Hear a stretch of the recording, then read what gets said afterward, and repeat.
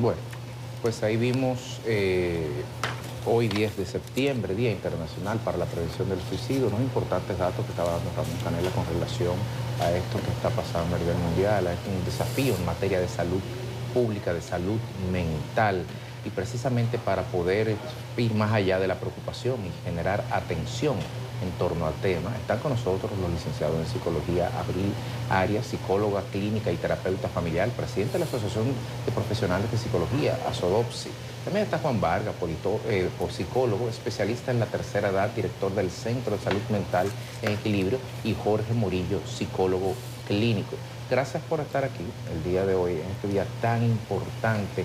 Y quizás la primera pregunta que me atrevería a hacerle, ¿cómo estamos en materia de prevención del suicidio, no solo de estadística, sino de prevención del desafío de esta epidemia en la República Dominicana?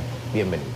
Muchísimas gracias, Federico, Yulisa, Catherine, Nelson, gracias por la invitación. Cuando hablamos de suicidio estamos haciendo referencia justamente a la decisión última que toma una persona para acabar con un estado de desesperación, una situación que va más allá de sus posibilidades.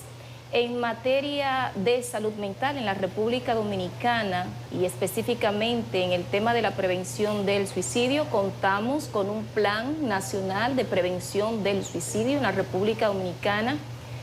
No es muy dado a conocer, no está muy, digamos, al público. Sin embargo, sí, el Ministerio de Salud Pública, a través de la Dirección de Salud Mental, cuenta con este plan.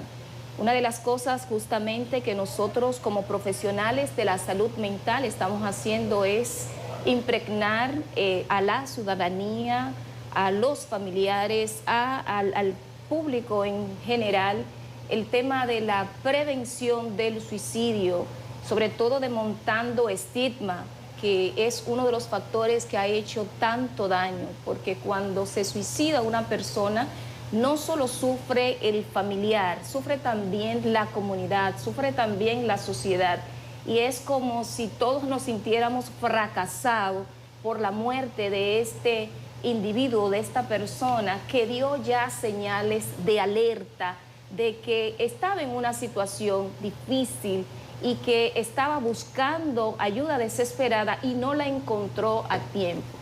Esto porque en la República Dominicana para nadie es un secreto que del presupuesto asignado a salud en general 2.0, el 0.37% es asignado a los temas de salud mental, lo que constituye una cantidad muy ínfima, muy pírrica para tratar estos temas tan significativos. Como ustedes bien saben, tras el COVID, pues se ha exacerbado el tema de la salud mental, puesto que antes del COVID, ya en el año 2019, según sus registros que teníamos, el 20% de la población de la República Dominicana padecía de un trastorno de salud mental.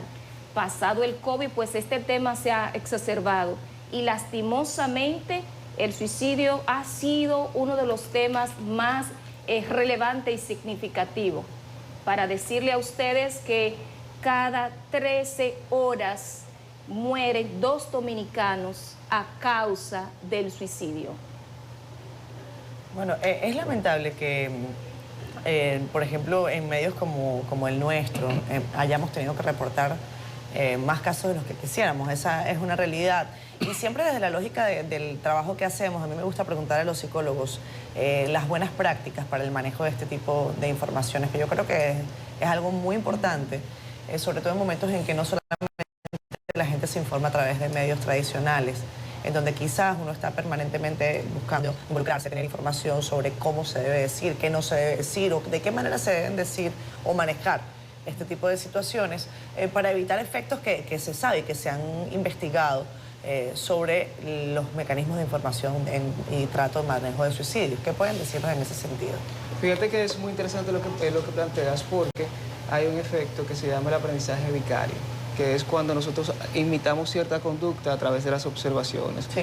Y al mismo tiempo decir ciertas informaciones sin el respeto debido, pues las personas se desensibilizan. Y al desensibilizarse, esto hace que no busquemos la atención y la medida, manejo de la situación como tal, porque comenzamos a normalizar el tema, de tal manera que es muy importante cómo decimos las cosas. Uno datos de ello es decir lo que sucedió de manera global, sin embargo no dar detalles, porque muchas veces hablan sobre el método y los métodos entonces motiva a la persona a buscar y abre la curiosidad de cómo, cuándo y dónde. De tal manera que lo que tenemos que hablar, inmediatamente se hable de esto, también hablar de la parte preventiva y de buscar solución. ¿Por qué? Porque la persona que se suicida no lo hace porque quiere morir. Es un mecanismo evitativo ante el sufrimiento que está viviendo o ante el problema que está sucediendo. Entonces, si solamente hablamos de la conducta suicida, es no visibilizar el porqué, que es el problema base, y esto hace que podamos buscar soluciones y que podamos dar herramientas a la persona que está viviendo esta situación sin normalizar el hecho del suicidio. De tal forma que podemos hablar sobre el tema, sin embargo siempre informar para buscar solución a tiempo y que esto no sea un desenlace fatal. Se ha dicho en múltiples ocasiones que de acuerdo a las estadísticas que se han sacado, tras el COVID, la incidencia de temas de salud mental ha aumentado.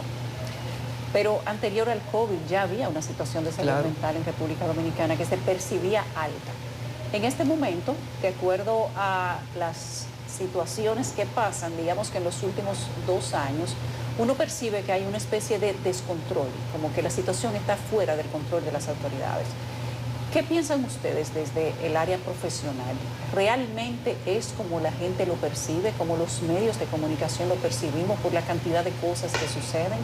Por la cantidad de suicidio, de violencia en la calle, de asesinatos, de violencia en la casa también, violencia en el tránsito.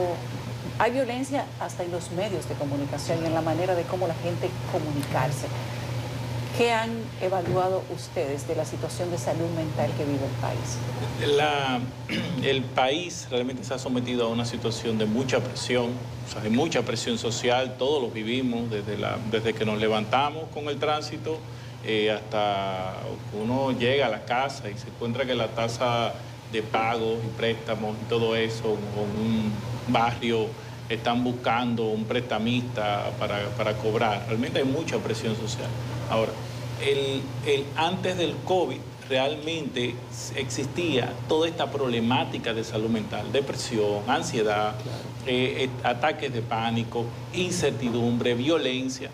El COVID llega y crea le pone la fresita arriba del pastel y termina de desbordarse todo esto. Decíamos durante el COVID que habrán 2 pandemias. Habrá una, que es la que estábamos viviendo, y habrá una segunda pandemia, que es la de salud mental, y es la que estamos viviendo ahora.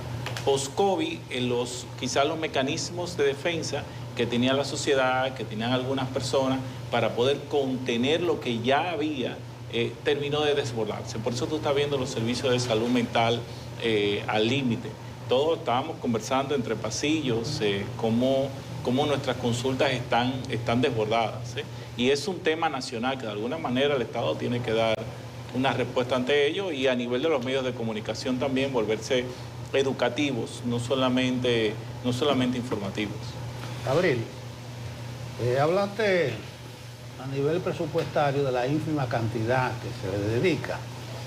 Como asociación, ¿ustedes tienen alguna cercanía con las autoridades sanitarias? ¿Hay algún plan conjunto? ¿Hay algún apoyo?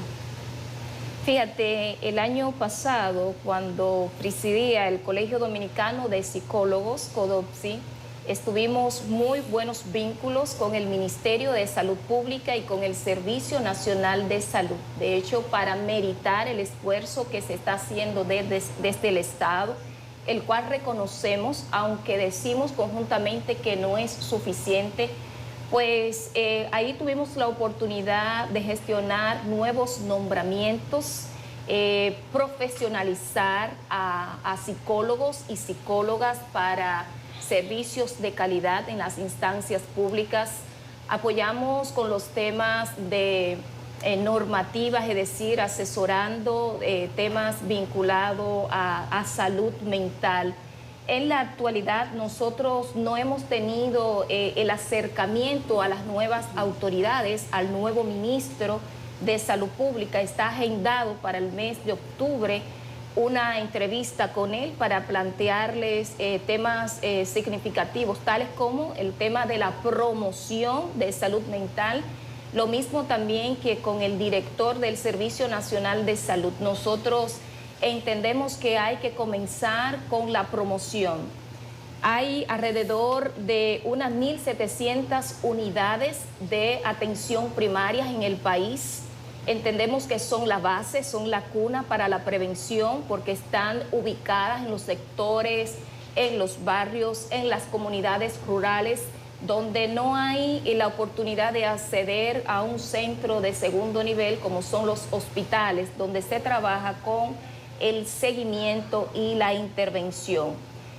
Nosotros como Asociación Dominicana de Profesionales de la Psicología fuimos quienes dimos respuesta a la telepsicología con el tema del COVID, y podemos decir que de ahí pues surgió la línea actual que tiene el Ministerio de Salud Pública, ¿verdad? Ese 911 para esos temas de salud mental, que dicho sea de paso, al 1 de septiembre creció, se instalaron, ¿verdad?, nuevas cabinas, se contrató nuevo personal, y sí reconocemos que el Estado está haciendo esfuerzo, más no es suficiente.